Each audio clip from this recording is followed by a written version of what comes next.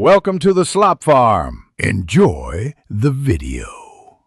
You start by enabling developer mode and preparing backups. This prevents data loss. Once done, mount a USB drive formatted XFAT or NTFS and copy the mod package. You should verify the mod matches your Black Ops 2 version. Mismatches cause crashes. Make a full NAND and profile backup right now, then export saved data to the USB.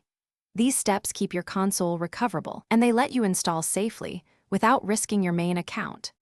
Now you inject the mod files through the Developer File Manager, copying assets into the Black Ops 2 game directory.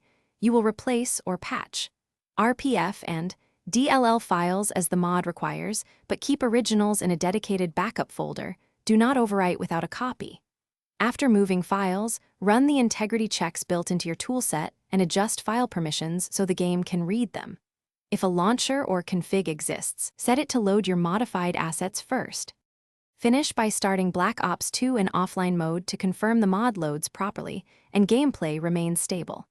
If the game crashes, power down and restore the original files from your backup, then reapply mod patches one at a time to isolate the fault. Make sure you keep log files and enable verbose output in your dev tools. These reveal permission errors or mismatched assets. A key troubleshooting tip: always test after each change and never skip the restore step if something goes wrong. Thanks for watching. Consider subscribing if we helped you today.